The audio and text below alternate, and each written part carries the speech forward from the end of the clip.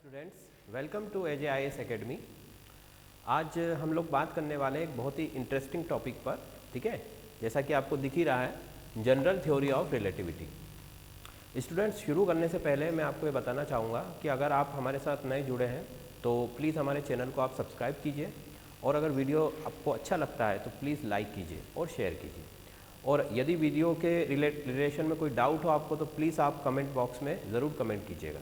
ठीक है, चलिए हम शुरू करते हैं कि जनरल थ्योरी ऑफ रिलेटिविटी।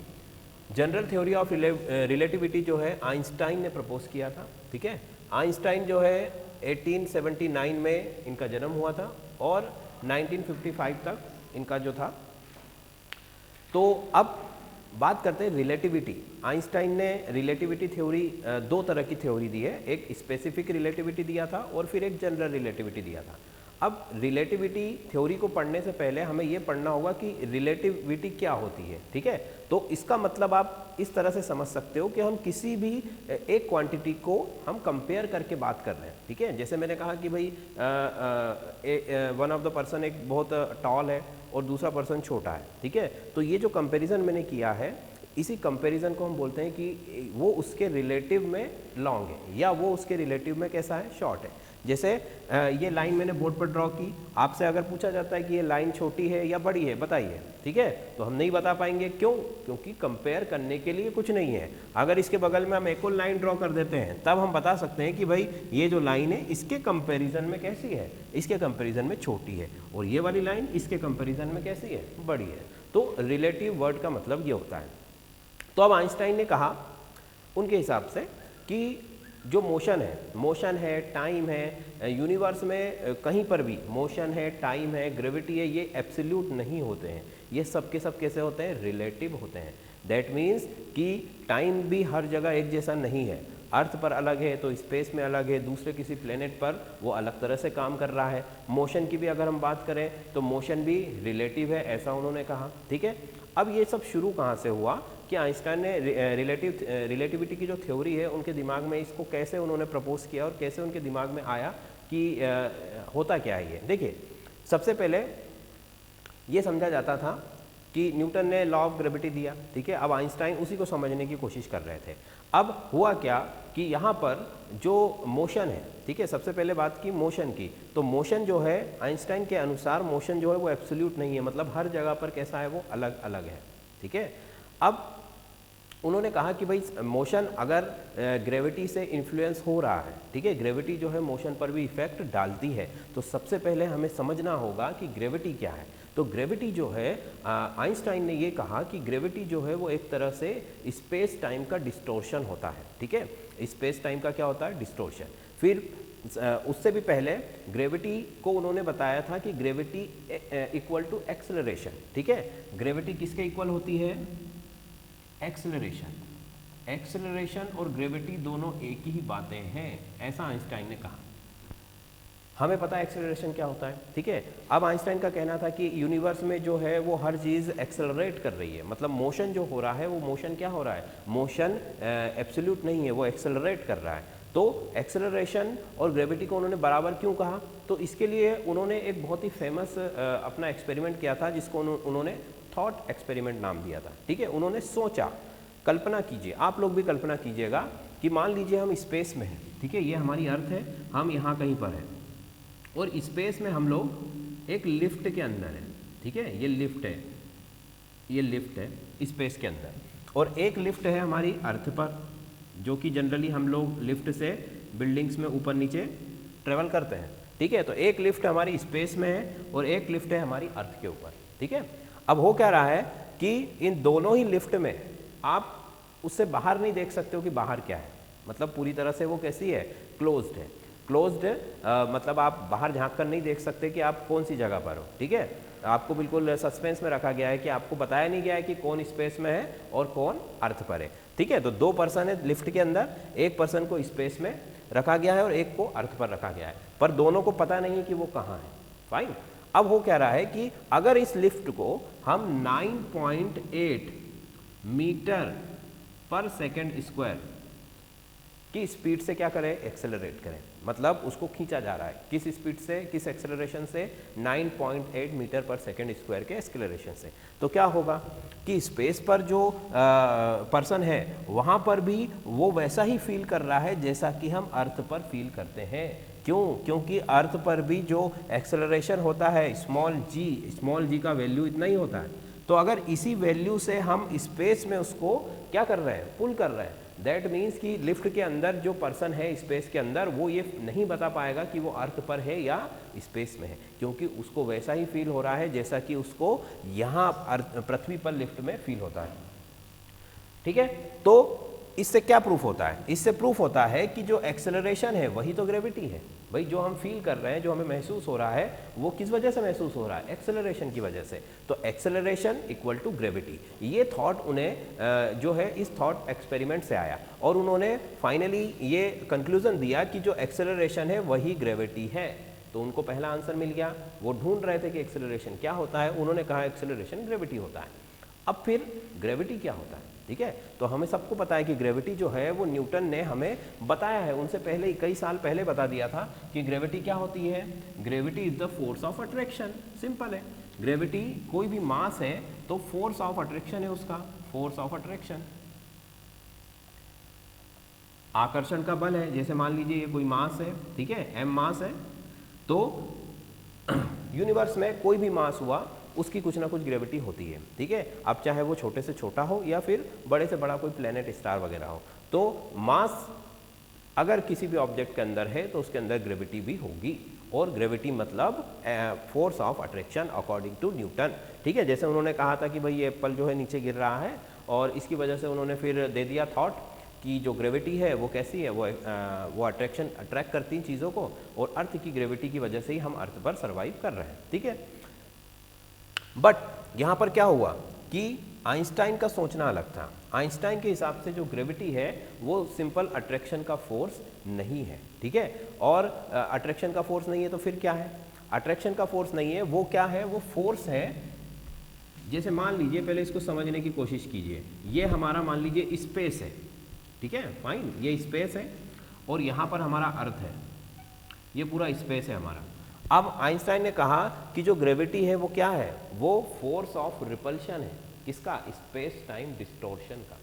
या यूं कहें कि कोई भी मास, कोई भी प्लेनेट, कोई भी स्टार जब स्पेस टाइम के फैब्रिक में डिस्टॉर्शन क्रिएट करता है, ठीक है, ध्यान से सुनना, कि कोई भी मास, कोई भी अर्थ, कोई भी प्लेनेट जब स्पेस टाइम के फैब्रिक में, स्पेस टाइम का फैब्रिक मतलब क्या? देखो, आइंस्टाइन के एक्चुअली इस थ्योरी से क्या हुआ, बहुत सारी चीज़ें जो है वो बिल्कुल ऐसी सामने आई जो पहले लोग जिनको बहुत ही डिफरेंट वे में जो है स्टडी करते थे। अब वो कह रहे हैं कि टाइम और स्पेस दोनों क्या है? दोनों एक दूसरे में मिक्स्ड है। ठीक है, स्पेस टाइम जो है मिक्स्ड है और एक फैब्रिक की तरह वो वर्क कर रहा है। और वो इस थ्योरी में उन्होंने ये भी कहा कि ये एब्सोल्यूट नहीं है, मतलब ये भी कैसा है, ये डिफरेंट है, अलग अलग जगहों पर अलग अलग है। ठीक है, तो स्पेस टाइम, उनका ये मानना था कि स्पेस टाइम जो है वो एक फैब्रिक की तरह है और वो इस तरह से, जैसे एक कपड़े का फैब्रिक होता है, कपड़ा होता है, बुना हुआ होता है आपस में, इस तरह से ये स्पेस टाइम जो है वो आपस में कैसा है? पूरी तरह से मिक्स्ड है, यूँ इस तरह से। फाइन, ठीक है। अब देखो, ये स्पेस टाइम का फैब्रिक है। अब इस फैब्रिक में अगर कोई मास हम यहाँ पर रखते हैं बीच में, मान लीजिए मैंने ये अर्थ को यहाँ पर रखा, ठीक है, तो अब ये जो फैब्रिक है ये क्या होगा? ऑब्वियसली ये थोड़ा सा डिस्टॉर्ट होगा, इसका जो शेप है वो क्या हो जाएगा? डिस्टर्ब हो जाएगा। कैसे होगा? इधर देखो जरा, इसको हम इस तरह से बना लेते हैं कि ये अब जो फैब्रिक है वो इस तरह से थोड़ा सा डिस्टॉर्ट हो जाएगा अपनी जगह से। ये देखिए, इस तरह से मैंने बनाया इसको, ये डिस्टॉर्ट हो रहा है।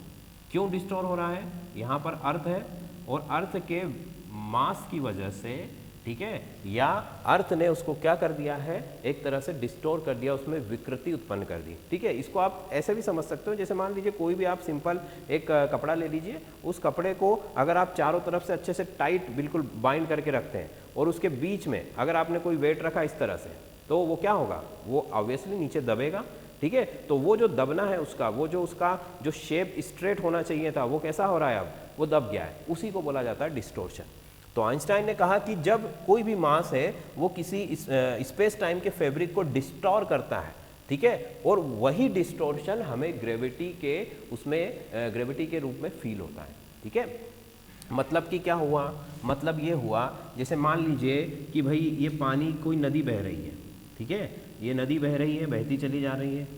अगर इसके रास्ते में कोई भी बैरियर नहीं आता है, कोई रुकावट नहीं आती है इसके पानी के फ्लो में, तो ये ऑब्वियसली है कि सीधा सीधा निकल जाएगी, फाइन। बट अगर मान लीजिए कि ये जो पानी का प्रवाह हो रहा है, ये पानी जो बह रहा है, इसके रास्ते में कोई बड़ी सी चट्टान आ जाती है, ठीक है, इस तरह से मैंने ये चट्टान बना दी, तो अब आप देखोगे कि ये जो चट्टान है उसकी वजह से उस नदी का जो पानी है उसको अगर आप ऊपर से देख रहे हो, जो कि पूरा प्लेन दिखाई दे रहा था आपको, तो वो उस चट्टान की वजह से उस एरिया में वो कैसा हो जाएगा, डिस्टर्ब हो जाएगा। तो सेम टू सेम यही क्या हो रहा है, स्पेस टाइम फैब्रिक के साथ हो रहा है। स्पेस टाइम जो है किसी भी मास की वजह से उसका जो फ्लो है उसमें डिस्टर्बेंस हो जाता है और वो बैंड हो जाता है, वो डिस्टॉर्ट हो जाता है, ठीक है। अब डिस्टॉर्शन से ग्रेविटी कैसे फील होती है उसको भी समझो जरा। मान लो ये नदी का पानी बह रहा है, हमने देखा होगा ना कि नदी के पानी में या कहीं पर जहाँ भी पानी होता है वहाँ इस तरह के भंवर बनते हैं, ठीक है। भंवर का मतलब समझते हो, जो इस तरह गोल गोल घूमते रहते हैं, है ना, और उसके पास में कोई भी ऑब्जेक्ट जाता है तो वो कहाँ चला जाता है, अंदर चला जाता है। जैसे साइक्लोन वगैरह भी आते हैं, वो भी कैसे होते हैं, इस तरह से राउंड राउंड घूमते रहते हैं। तो ये इस तरह से यहाँ पर क्या हो रहा है, पानी जो है गोल गोल घूम रहा है, ठीक है, इस तरह से। अब मान लो अगर कोई ऑब्जेक्ट यहाँ पर है, ठीक है, एक नाव है, वो यहाँ से निकलना चाह रही है, पर चूंकि वो क्या हो रही है, इस तरह से ये पानी पूरा घूम रहा है, तो पानी के घूमने की वजह से ये नाव को वो किस तरफ खींचेगा, अंदर की तरफ। भाई पानी का भंवर है, समंदर में कोई मान लीजिए बहुत बड़ा तूफान उठा है और पूरा इस तरह से पानी इस तरह से गोल गोल गोल गोल सिंक में जैसे घूमता है वैसे घूम रहा है। अब कोई नाव है, कोई जहाज है, कोई भी बोट है, वो वहाँ से निकलना चाहती है, पर वो जो साइक्लोन है, वो जो भंवर है, वो उसको क्या कर रहा है, अंदर की तरफ खींचने की कोशिश कर रहा है, ठीक है। तो सेम बस यही ग्रेविटी होती है। आइंस्टाइन का कहना था कि जो अर्थ है वो भी इस पर एक तरह से क्या कर रही है, डिस्टॉर्शन कर रही है, जैसा पानी में ये डिस्टॉर्शन हुआ है। तो जैसे ही पानी में डिस्टॉर्शन हुआ तो उसमें क्या पावर आ गई, चीज़ों को खींचने की। तो वैसे ही जब अर्थ ने या किसी भी प्लेनेट ने इसको क्या किया, बेंड किया, तो जब अर्थ इस पर कोई फोर्स लगा रही है तो ऑब्वियसली ये भी क्या करेगा, फोर्स लगाएगा। दैट मीन्स कि अर्थ ने हर तरफ से स्पेस को बेंड किया, इसलिए स्पेस भी उस पर क्या लगाता है, फोर्स लगाता है चारों तरफ से। और यही वजह से हमारी अर्थ क्या है, स्पेस में रुकी हुई है ना। तो उन्होंने कहा कि जो स्पेस है वो हर तरफ से अर्थ पर या किसी भी प्लेनेट पर, किसी भी जो भी क्वांटिटी है वहाँ स्पेस में, सब पर फोर्स अप्लाई कर रहा है। क्यों, क्योंकि वो उसके शेप को बिगाड़ रहे हैं, और वो उनके शेप पर बिगाड़ रहे हैं, मतलब उस पर फोर्स अप्लाई कर रहे हैं, तो वो भी उन पर क्या कर रहा है, फोर्स अप्लाई कर रहा है। और वही फोर्स हमें यहाँ पर ग्रेविटी के फॉर्म में फील होता है, फाइन। मतलब कि अगर मैंने कोई ऑब्जेक्ट ऊपर की तरफ फेंका तो वो नीचे आ जाएगा, ठीक है। तो न्यूटन ने क्या कहा, न्यूटन ने कहा कि इसको अर्थ ने क्या किया, अट्रैक्ट किया है। पर आइंस्टाइन का क्या कहना था कि इसे अर्थ ने अट्रैक्ट नहीं किया, इसे स्पेस ने ऊपर से क्या किया है, पुश किया है, धक्का लगाया है। मतलब उसको नीचे से खींचा नहीं गया, उसको ऊपर से क्या किया गया है, धक्का लगाया गया। ये आइंस्टाइन का कॉन्सेप्ट था। अब फाइनल, भाई दोनों ने अलग अलग जगहों से देखा, अलग अलग तरीके से उसको बोला, पर फाइनली जो ऑब्जेक्ट है वो कहाँ आ जाता है, अर्थ पर। अब आप उसे चाहे अर्थ का अट्रैक्शन मान लीजिए, चाहे उसे क्या मान लीजिए, स्पेस का रिपल्शन। तो दोनों ही साइंटिस्ट अपनी अपनी जगह पर सही थे। अब आइंस्टाइन के अकॉर्डिंग हम ग्रेविटी की क्या डेफिनेशन लिख सकते हैं कि gravity is the force of repulsion of space-time distortion, space-time distortion, fine. समय अंतराल के जो भी फैब्रिक होता है उसमें जब भी कोई डिस्टॉर्शन क्रिएट होता है तो वही हमें ग्रेविटी के रूप में फील होता है, ठीक है। अब देखो, जितना बड़ा मास होगा वो स्पेस टाइम को उतना ही ज़्यादा क्या करेगा, डिस्टॉर्ट करेगा, ठीक है। और जितना ज़्यादा वो स्पेस टाइम पर फोर्स अप्लाई करेगा उतना ही फोर्स स्पेस टाइम भी उस पर अप्लाई करेगा। दैट मीन्स कि जो प्लेनेट जितना बड़ा है उसकी ग्रेविटी भी कैसी है, ज़्यादा है, और होती भी है, ठीक है। अर्थ के कंपेरिजन में जुपिटर या फिर जो आपका सन है उनकी ग्रेविटी कैसी है, ज़्यादा है। मतलब कि वो ज़्यादा मास है, और मास तो कहीं पर भी चेंज होता नहीं है, ठीक है। मास चाहे कहीं पर भी हो, बट ग्रेविटी क्या हो जाती है, चेंज हो जाती है। तो मास जिसका ज़्यादा है वो स्पेस टाइम को ज़्यादा डिस्टोर करेगा, और ज़्यादा डिस्टोरेशन का मतलब है ग्रेविटी का फोर्स ज़्यादा फील होगा। फाइन, चल अब न्यूटन ने एक और चीज़ कही थी कि जो ग्रेविटी है वो सिंपल लाइन में हमेशा वर्क करती है। कैसे वर्क करती है? लाइन में, मतलब ये सन है, ठीक है, और ये सन के चारों तरफ हमारा जो अर्थ है वो घूम रहा है। तो उन्होंने कहा कि अगर मान लीजिए सन गायब हो जाए सडनली, जो सूरज है वो हमारे जो सोलर सिस्टम है वहाँ से गायब हो गया, ठीक है, मतलब यहाँ से सूरज गायब हो गया, तो न्यूटन का यह कहना था कि जैसे ही सन यहाँ से गायब होगा वैसे ही अर्थ जो है वो सीधी डायरेक्शन में क्या होने लगेगी? जाने लगेगी, मूव करने लगेगी, क्योंकि उसको घुमाने वाला कौन था? सन था, और सन तो है नहीं, तो वो क्या हो जाएगी? जैसे ही सन यहाँ से गायब होगा वैसे ही वो यहाँ से क्या हो जाएगी? सीधा डायरेक्शन में अपना जो है ट्रेवल शुरू कर देगी। ये न्यूटन का कहना था, ठीक है। बट आइंस्टाइन ने क्या कहा? आइंस्टाइन ये समझ रहे थे उन दिनों पर, और उन्होंने ये कहा कि भाई जैसे सन है, सन के लाइट को अर्थ तक पहुंचने के लिए कितना टाइम लगता है? 8.5 मिनट के लगभग लगते हैं, ठीक है। तो 8.5 मिनट में सन का लाइट जो है वो यहाँ तक पहुँचता है, ठीक है। तो अब ग्रेविटी का जो फोर्स है वो लाइट से तेज तो नहीं हो सकता है। क्यों? क्योंकि यूनिवर्स में कोई भी जो है वो लाइट से सुपीरियर नहीं है, लाइट से तेज कोई भी ऑब्जेक्ट ट्रेवल नहीं कर सकता है। तो फोर्स ऑफ ग्रेविटी जो है वो भी लाइट से तेज ट्रेवल नहीं कर सकता है। फाइन, तो अब अगर सन मान लीजिए यहाँ से गायब होता है, ठीक है, तो जो लाइट है जब वो डिसअपेयर हुआ उस समय का जो लाइट है वो हम तक पहुंचने के लिए 8.5 मिनट का टाइम लेगा। मतलब हमें 8.5 मिनट बाद पता चलेगा कि सन वहां से क्या हो गया है? गायब हो गया है, ठीक है। तो अर्थ भी 8.5 मिनट बाद ही स्ट्रेट लाइन में ट्रेवल करना शुरू करेगी।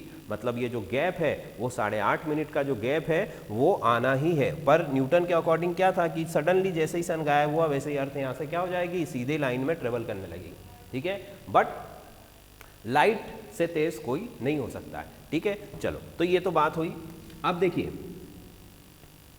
आइंस्टाइन की जो थ्योरी थी उन्होंने जनरली बात की थी क्वांटम मैकेनिक्स की, मतलब कि क्वांटम थ्योरी के बारे में। वो बहुत छोटी छोटी चीज़ों के बारे में बात करते थे, और न्यूटन ने ऐसे ऑब्जेक्ट के बारे में बात की थी जिनको हम देख सकते हैं, महसूस कर सकते हैं। जैसे कोई पत्थर हुआ, कोई बॉल हुआ, कोई पेड़ है, कोई पहाड़ है, इस तरीके के ऑब्जेक्ट्स पर न्यूटन काम करते थे, ठीक है। मतलब न्यूटन्स के जो लॉ है, पूरा जो आपका यूनिवर्स है उसको हम तीन तरह के मैटर में डिवाइड कर सकते हैं, ठीक है। देखो पहला मैटर तो क्या है?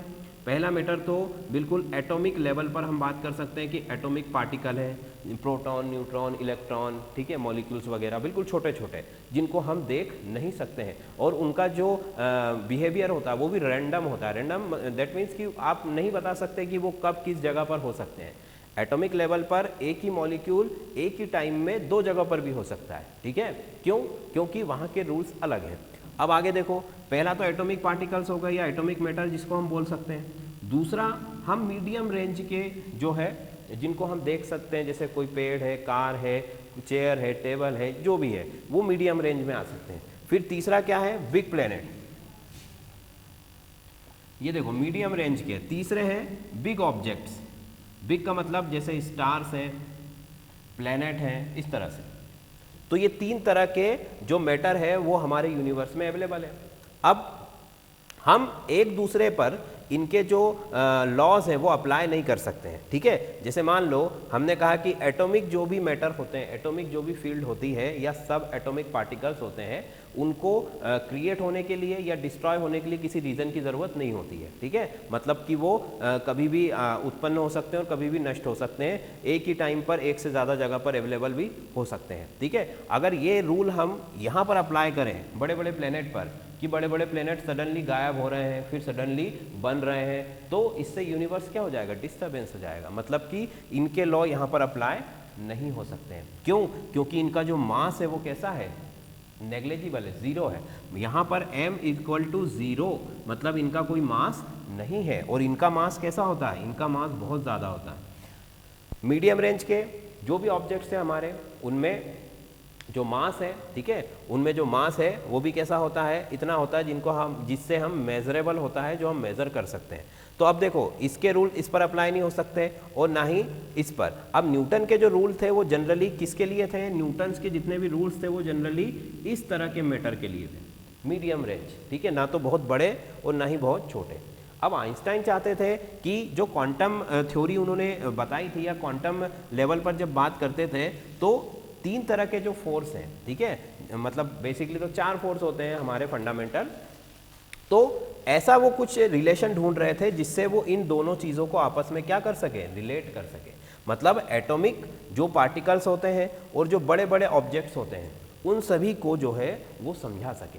तो अब यहाँ से उन्होंने क्या शुरुआत किया है, सबसे पहले उन्होंने जैसे ही ग्रेविटी के बारे में ये कॉन्सेप्ट दिया कि ग्रेविटी जो है वो फोर्स ऑफ रिपल्शन है और इस तरह से स्पेस टाइम जो है वो आपका होता है।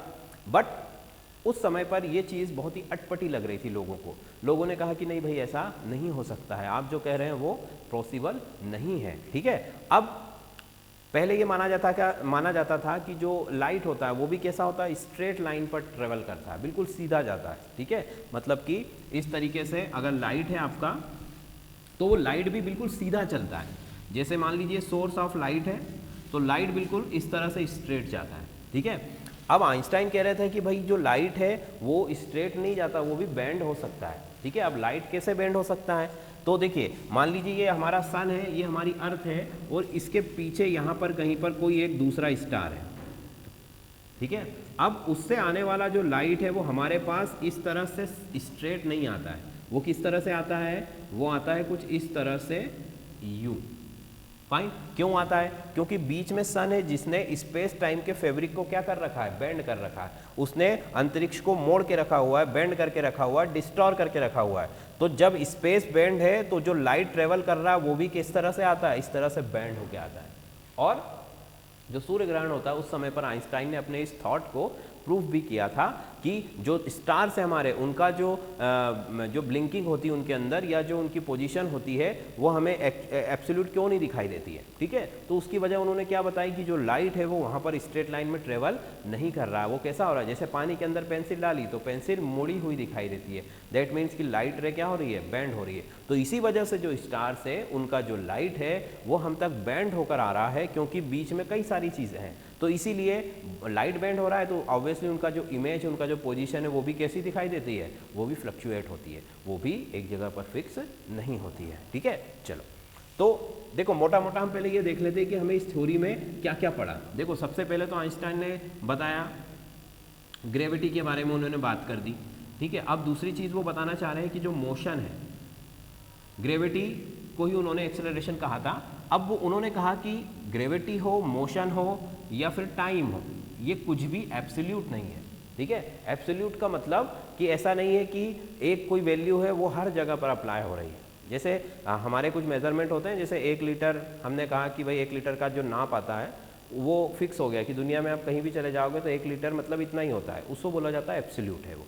1 kg का वेट है, आप कहीं पर भी चले जाओगे तो 1 kg मतलब उतना ही होगा जितना इंडिया में है, उतना ही अमेरिका में भी होगा, फाइन।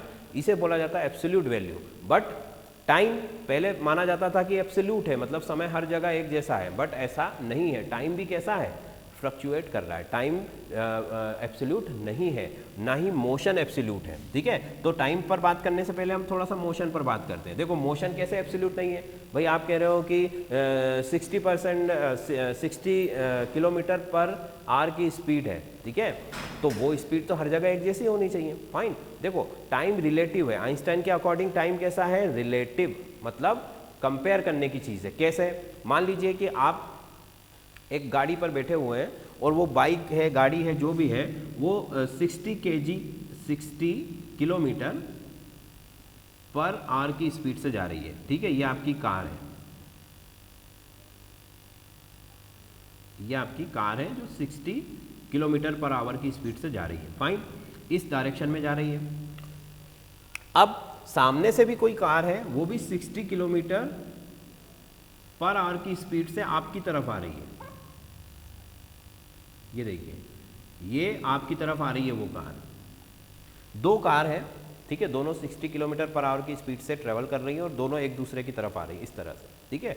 अब आप कहाँ पर बैठे हो, आप कार के अंदर बैठे हो, ठीक है। अब आपने कहा आप कार से बाहर अगर देखोगे, ठीक है, तो कार के बाहर जैसे ही आप देखोगे तो जितना आप पास वाली चीज़ों को देखोगे वो आपको तेजी से पीछे की तरफ जाती हुई दिखाई देंगी, ठीक है। और जितने दूर के ऑब्जेक्ट को देखोगे वो बिल्कुल रेस्ट में आपको दिखाई देगा। दूर कहीं पहाड़ आपको दिखाई देगा तो ऐसा लगेगा कि पहाड़ कहीं नहीं जा रहा है, वो फिक्स है। बट अगर नियरेस्ट ऑब्जेक्ट को आप देखोगे, पास वाली चीज़ों को देखोगे, तो कैसे वो तेजी से ट्रेवल करते हुए दिखाई दे रही है, ठीक है। चलो वो तो एक अलग चीज़ है। अब आप ट्रेवल कर रहे हो 60 किलोमीटर पर आवर की स्पीड से, तो आपका जो स्पीड है वो कितना है, 60 किलोमीटर पर आवर।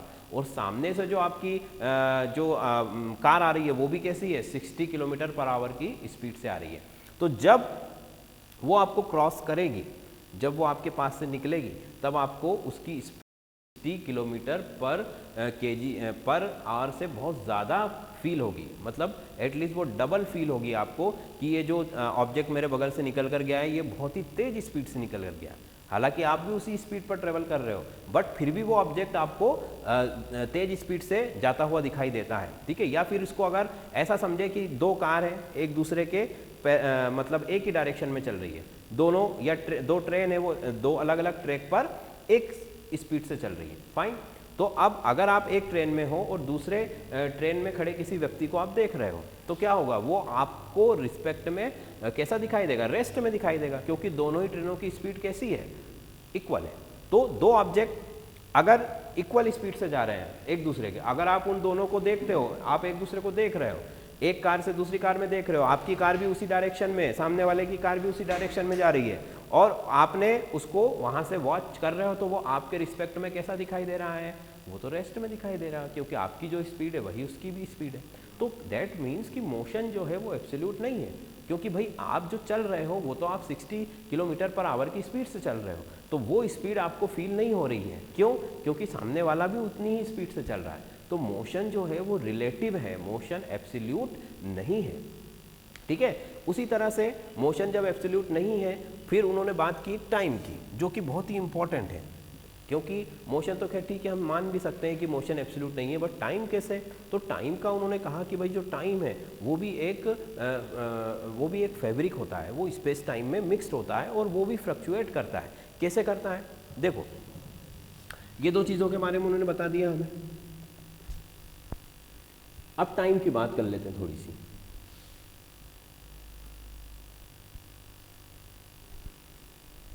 ठीक है, स्पेस टाइम का फैब्रिक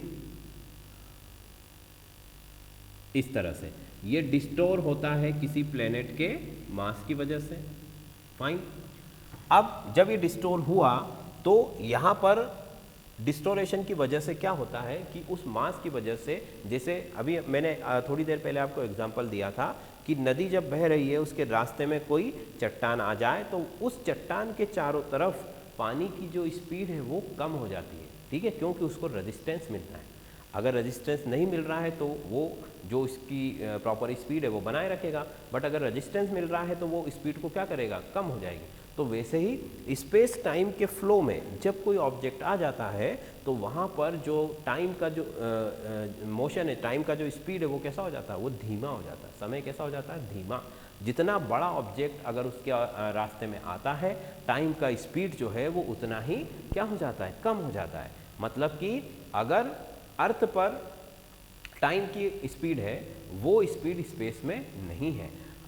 अर्थ पर और अर्थ के ऊपर जो सैटेलाइट्स हैं उन पर टाइम का स्पीड जो होता है वो अलग अलग होता है, इसीलिए उनकी क्लॉक्स को क्या करना पड़ता है, सेट करना पड़ता है।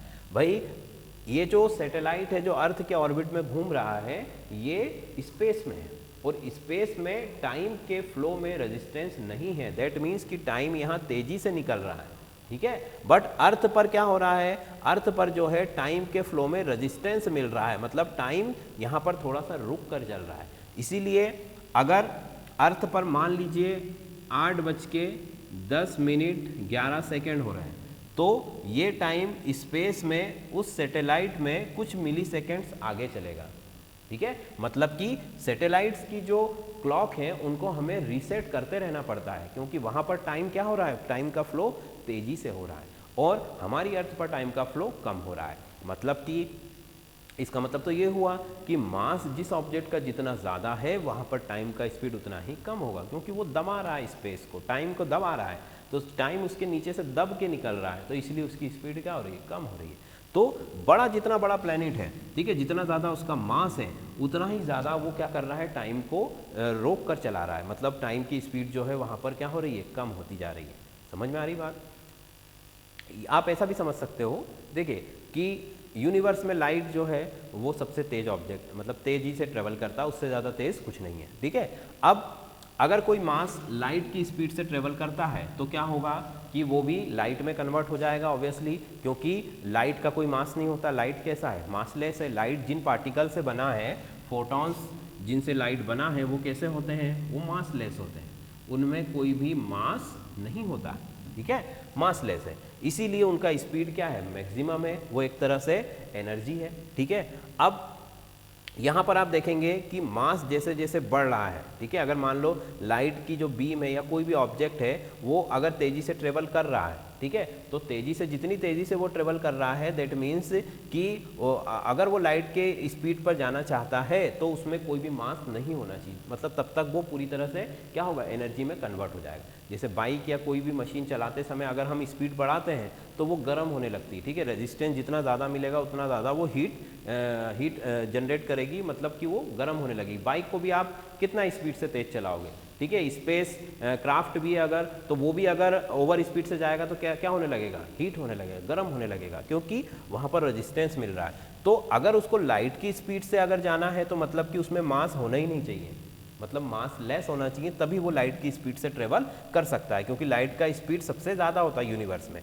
ठीक, अब देखो टाइम और लाइट इनका क्या रिलेशन है, उसको समझने के लिए भी आप एक छोटा सा थॉट एक्सपेरिमेंट कर सकते हो। कैसे कर सकते हो कि मान लीजिए कि कोई एक ट्रेन है, ठीक है, वो ट्रेन अर्थ पर चल रही है, ये अर्थ है हमारी, और वो ट्रेन जो है 7 सेकंड के अंदर पूरे अर्थ का चक्कर लगा लेती है।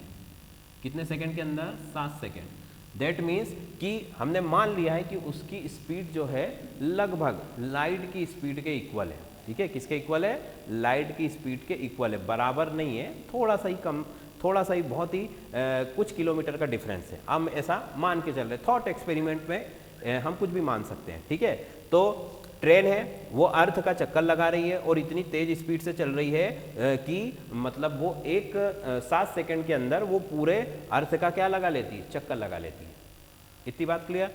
अब आगे देखो क्या हो रहा है, मान लो उस ट्रेन के अंदर किसी बोगी में, किसी डिब्बे में, यहाँ पर कोई पर्सन है, ठीक है, यहाँ पर कोई पर्सन है, वो पर्सन उस डिब्बे के अंदर ट्रेवल कर रहा है या दौड़ रहा है एक जगह से दूसरी जगह पर। क्योंकि हमें पता है कि ट्रेन के सारे डिब्बे आपस में जुड़े होते हैं, तो मान लो कि पीछे के डिब्बे से वो, पीछे की बोगी से वो आगे के डिब्बे की तरफ रन कर रहा है, दौड़ रहा है। ठीक है, ट्रेन की स्पीड ऑलरेडी कितनी है, लाइट की स्पीड को टच करने वाली है। ठीक है, और वो पर्सन अंदर, उसके अंदर दौड़ रहा है, मतलब ह्यूमन बीइंग के दौड़ने की स्पीड क्या है, 16 किलोमीटर पर आवर की स्पीड, 15 से 20 किलोमीटर पर आवर की स्पीड होती है। ठीक है, अगर इस पर्सन की फाइनल स्पीड हम देखें तो वो लाइट को क्रॉस कर रही है, मतलब ट्रेन ऑलरेडी इतनी स्पीड से चल रही है कि अगर आपने 2 या 3 किलोमीटर पर आवर की भी स्पीड अगर आप बढ़ाते हो तो वो लाइट की स्पीड को क्या कर लेगी, टच कर लेगी। ठीक है, तो ट्रेन बहुत तेज स्पीड से ट्रेवल कर रही है और वो पर्सन ट्रेन के अंदर एक जगह से दूसरी जगह दौड़ रहा है, तो मतलब अगर उसकी हम नेट वेलोसिटी या नेट स्पीड अगर हम देखें तो वो लाइट की स्पीड के क्या हो रही है, बराबर हो रही है। ठीक है, मतलब कि लाइट की स्पीड के बराबर हो रही तो वो तो डिस्ट्रॉय हो जाना चाहिए। अभी हमने कहा कि वहाँ पर जो है यूनिवर्स में लाइट से ज़्यादा तो कोई ट्रेवल कर नहीं सकता है ना, मतलब मास अगर किसी ऑब्जेक्ट में है तो वो लाइट के बराबर ट्रेवल नहीं कर सकता है। बट यहाँ पर तो मास भी है इस पर्सन का और वो लाइट की स्पीड से ट्रेवल भी कर रहा है, उससे ज़्यादा ट्रेवल कर रहा है, क्योंकि ऑलरेडी ट्रेन की स्पीड बहुत ज़्यादा है। तो अब यहाँ पर क्या हुआ, ठीक है, तो यूनिवर्स का जो बैलेंस है उसको बनाए रखने के लिए यहाँ पर क्या हो रहा है कि जो टाइम है उसकी स्पीड कम हो गई है। ट्रेन के अंदर टाइम की स्पीड क्या हो गई है, कम हो गई है। क्यों, या यूँ कहे कि टाइम से आगे निकल गई है ट्रेन। भाई जैसे मान लीजिए, ये थोड़ा सा सुनने में अजीब लगता है कि टाइम की स्पीड कैसे, भाई टाइम की कोई स्पीड होती है क्या? यस, इस थ्योरी के अकॉर्डिंग टाइम का भी एक स्पीड होता है और वो स्पीड लाइट की स्पीड से कम होता है। तो मतलब अगर आप लाइट की स्पीड से चल रहे हो तो आप टाइम से आगे निकल जाओगे, मतलब फ्यूचर में चले जाओगे।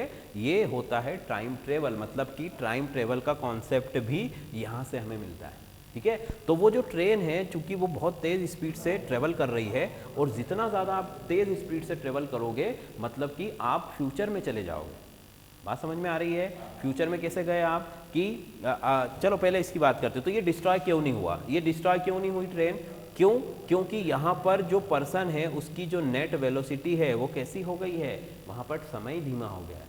ठीक है, उसने कहा कि भाई आप स्पीड बहुत बढ़ रही है आपकी, तो टाइम ही धीमा हो गया। दैट मीन्स कि अगर ट्रेन के अंदर, उस ट्रेन के अंदर अगर आप 7 दिन या 8 दिन बिताते हो, तो बाहर की जो दुनिया है उसमें करीब करीब ये मान के चलिए कि 20 से 25-30 साल गुजर जाएंगे। मतलब जब वो ट्रेन आपके अकॉर्डिंग, आप ट्रेन के अंदर हो, आप 7 दिन बाद वो ट्रेन रुकी, तो जब आप ट्रेन का दरवाज़ा खोलोगे और बाहर की दुनिया देखोगे, तो बाहर की दुनिया में कितना समय बीत चुका है? बाहर की दुनिया में 30-40 साल बीत चुके हैं। दैट मीन्स कि यहाँ पर आप फ्यूचर में आ गए हो। उस ट्रेन में आप तेज़ी से ट्रेवल करके कहाँ पहुँच गए हो? फ्यूचर के अंदर। मतलब कि टाइम ट्रेवल हुआ है, और ऐसा होता भी है। ये ओनली थॉट एक्सपेरिमेंट नहीं है, ये कहाँ पर होता है? जब गॉड पार्टिकल का एक्सपेरिमेंट हुआ था, ठीक है, अभी 2014 में जब हमें पता चला था कि गॉड पार्टिकल, गॉड बोसान ऐसा भी कुछ होता है, तब वो एक्सपेरिमेंट जिस टनल में हो रहा था, ठीक है, हमें पता है कि कॉर्न सिटी स्विट्जरलैंड जो है वहाँ पर इस तरह का एक पूरा टनल बना हुआ है 29 किलोमीटर का, ठीक है, और सब एटॉमिक पार्टिकल जैसे प्रोटॉन जो है उनको यहाँ पर ट्रेवल कराया गया हाई वेलोसिटी से, ठीक है, बहुत ज़्यादा स्पीड से, और फिर क्या किया गया? कोलाइड किया गया, आपस में टकराया गया।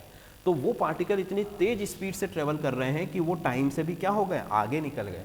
मतलब सब एटॉमिक लेवल पर हमें टाइम ट्रेवल देखने को ऑलरेडी मिल चुका है, ठीक है।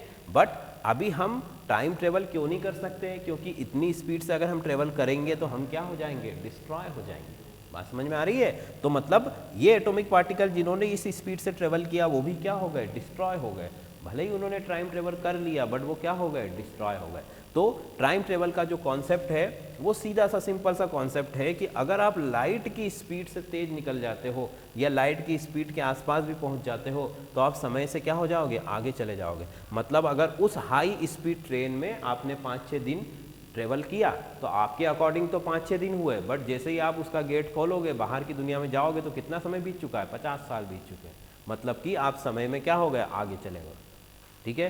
तो यहाँ पर कहने का मतलब क्या हुआ कि टाइम भी एब्सोल्यूट नहीं है, समय एक जैसा हर जगह नहीं होता है, ठीक है। तो ये तो हमने बात की कि भाई टाइम में आगे जाने की, अगर पीछे जाना हो, समय में क्या जाना हो? पीछे जाना, तो आपको वहाँ जाना पड़ेगा जहाँ पर टाइम की स्पीड क्या हो? बहुत ज़्यादा कम है, ठीक है। बहुत ज़्यादा कम है मतलब कि उस ऑब्जेक्ट का मास बहुत ज़्यादा होना चाहिए, ठीक है।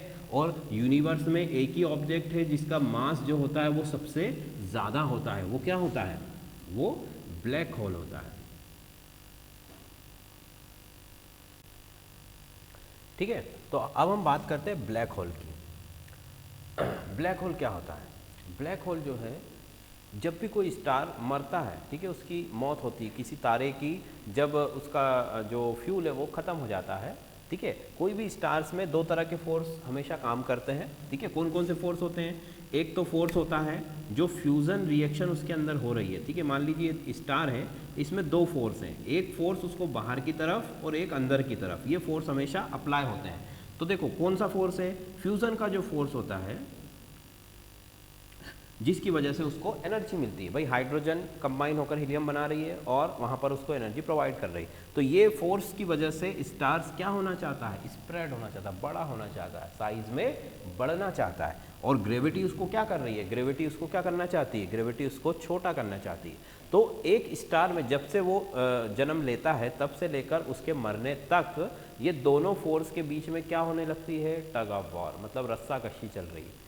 ग्रेविटी बोल रही है कि नहीं मैं इसको बढ़ने नहीं दूंगी, बट फ्यूजन फोर्स बोल रहा है कि नहीं ये तो बढ़ेगा, ठीक है। तो ये दोनों फोर्स में बैलेंस बना होता है, जिसकी वजह से स्टार जो है वो स्टेबल होता है। बट जैसे ही स्टार का फ्यूल खत्म होता है, ठीक है, मतलब फ्यूजन रिएक्शन बंद हो गई, तो अब बचा केवल एक फोर्स, वो की ग्रेविटी। तो ग्रेविटी उसको क्या कर लेती है? कोलैप्स, मतलब कि तारा जो है वो अपने अंदर ही ढह जाता है और अपने ही वजन से उसकी क्या हो जाती है? वो एक ब्लैक होल में कन्वर्ट हो जाता है। मतलब कि मान लीजिए इतना बड़ा कोई स्टार था, ठीक है, और ग्रेविटी ने उसको बिल्कुल दबा के कितना सा कर दिया? इतना सा, एक पॉइंट के बराबर। मतलब स्टार का पूरा मास इस छोटी सी जगह पर क्या हो गया है, अब छोटी सी जगह पर फोकस हो गया है, छोटी सी जगह पर आ गया है। मतलब कि इसी को बोला जाता है ब्लैक होल। ब्लैक होल मतलब मास तो उसमें पूरा है जितना स्टार में होता है, बट उसमें जो स्पेस ऑक्यूपाई किया है स्पेस के अंदर या कहीं पर भी, वो बहुत कम होता है। मतलब कि बहुत ज़्यादा मास एक छोटी सी जगह में कंसंट्रेट होता है ब्लैक होल के अंदर, ठीक है। अब मास जितना ज़्यादा है, हमें पता है कि वो स्पेस टाइम को क्या करेगा, उतना ही ज़्यादा डिस्टॉर्ट करेगा। मतलब कि अगर स्टार जो है वो स्पेस टाइम को इस तरह से डिस्टॉर्ट कर रहा था, ठीक है, तो ब्लैक होल किस तरह से करेगा, इस तरह से। क्यों? क्योंकि ब्लैक होल का मास बहुत ज़्यादा है, स्टार का मास तो उतना ही था, बट वो स्प्रेड था, वो बड़ी जगह पर था। और भाई जैसे होता है ना कि हमने कहा कि भाई दीवार में कील लगाना है, तो दीवार में कील हम क्यों ठोक पाते हैं, क्योंकि हम सारा फोर्स जो है जो कील के ऊपर लगाते हैं हैमर से, वो उसके छोटे से पॉइंट पर जाकर कंसंट्रेट होता है, इसीलिए वो फोर्स बहुत ज़्यादा हो जाता है और वो कील क्या होती है, दीवार में अंदर चली जाती है। उसकी बजाय अगर हम कील को उल्टी करके ठोकना चाहें, ठीक है, कि उसका जो हेड है उसको दीवार पे रखें और पीछे से हैमर कर रहे हैं, तो कील अंदर जाएगी क्या, नहीं जाएगी, पर फोर्स तो आप उतना ही लगा रहे हो। क्यों? क्योंकि वो फोर्स बड़ी जगह पर फैल रहा है, मतलब वो कंसंट्रेट नहीं है, तो उसका इफेक्ट कम होगा। फोर्स तो उतना ही है, तो यहाँ पर मास तो उतना ही है, बट वो कंसंट्रेट है, इसलिए ब्लैक होल स्पेस टाइम को बहुत ज़्यादा क्या कर देता है, डिस्टॉर्ट कर देता है। और इतना ज़्यादा इसमें मास होता है कि ब्लैक होल का आप मान लीजिए छोटा सा बॉल है, ब्लैक होल का छोटा सा टुकड़ा है, उसका वजन पूरी अर्थ से भी ज़्यादा होगा, इतना ज़्यादा कंसंट्रेट होता है वो, ठीक है। तो अब जब इतना कंसंट्रेट ऑब्जेक्ट है जो स्पेस टाइम को इतना डिस्टॉर्ट कर रहा है, तो ऐसा माना जाता है। मतलब आइंस्टाइन ने तो ज़्यादा बात नहीं की थी इसके बारे में, बट उन्होंने एक रास्ता दिखा दिया था। उनकी जनरल थ्योरी ऑफ रिलेटिविटी में बहुत सारी चीज़ों के रास्ते खोले, जिन पर आगे चल के कई तरह की रिसर्च हुई, जैसे वर्म होल का कॉन्सेप्ट है, ब्लैक होल का कॉन्सेप्ट है, ठीक है। तो आगे आने वाले साइंटिस्ट ने इसके बारे में फिर अलग अलग तरीके से सोचा, समझा और उस पर विचार किया। क्या विचार किया कि अगर आइंस्टाइन कह रहे हैं कि डिस्टॉर्शन से टाइम का स्पीड कम हो रहा है, तो फिर ब्लैक होल में तो टाइम का स्पीड क्या हो जाना चाहिए, ज़ीरो, क्योंकि ब्लैक होल तो पूरी तरह से उसको दबा रहा है, ठीक है। तो दैट मीन्स कि ब्लैक होल में टाइम का स्पीड ज़ीरो होता है। मतलब कि अगर कोई घड़ी है वो इस तरह से मान ली स्पेस में जा रही है, और स्पेस में तो वो अच्छे से चल रही, पर जैसे जैसे वो ब्लैक होल के पास आएगी उसमें टाइम का स्पीड क्या होने लगेगा, कम होने लगेगा, और ब्लैक होल पर सेंटर पर आने पर टाइम पूरी तरह से क्या हो जाता है, रुक जाता है। ऐसा साइंटिस्ट का मानना है, ठीक है। मतलब टाइम रुक गया है, कोई ऑब्जेक्ट रुक गया है, अब रुक अगर गया है तो वो रिवर्स भी हो सकता है। भाई गाड़ी अगर आगे जा रही है, आप उसको रिवर्स लेना चाहते हो, तो रिवर्स में जाने से पहले एक पॉइंट पर तो वो रुकेगी, ठीक है, तो रुकेगी, वही पॉइंट कौन सा है, ब्लैक होल है। तो ऐसा माना जा रहा है कि ब्लैक होल जो है उसकी वजह से हम टाइम में पीछे भी जा सकते हैं, ठीक है।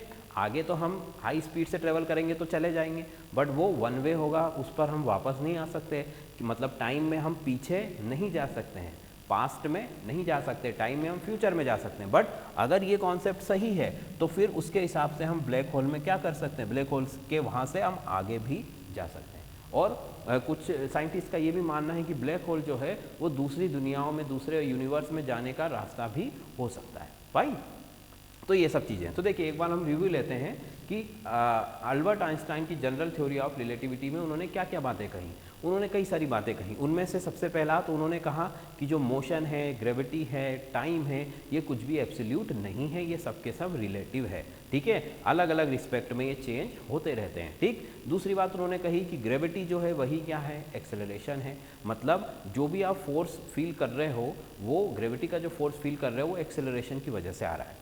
फिर उन्होंने कहा कि ग्रेविटी क्या है, ग्रेविटी जो है वो स्पेस टाइम का डिस्टोर्शन है, मतलब कि स्पेस टाइम फैब्रिक में अगर किसी तरह का डिस्टोर्शन आ रहा है, कोई विकृति आ रही है, तो वही हमें ग्रेविटी के रूप में जो है वो अनुभव होगी, उसमें फील होगी, ठीक। फिर और उन्होंने क्या बात कही, टाइम के बारे में बात कही कि टाइम का जो स्पीड है वो स्पेस में अलग अलग होता है, क्योंकि हर ऑब्जेक्ट का मास अलग अलग है, मास अलग अलग है, तो वहाँ पर वो अपने हिसाब से डिस्टोरेशन भी अलग अलग करेगा, और डिस्टोर अलग अलग करेगा तो वहाँ पर टाइम का स्पीड भी कैसा होगा, डिफरेंट होगा, अलग अलग जगह पर टाइम का स्पीड अलग अलग होगा। तो ये कुछ चीज़ें जो है आइंस्टाइन की जनरल थ्योरी ऑफ रिलेटिविटी से मैंने आपको बताई।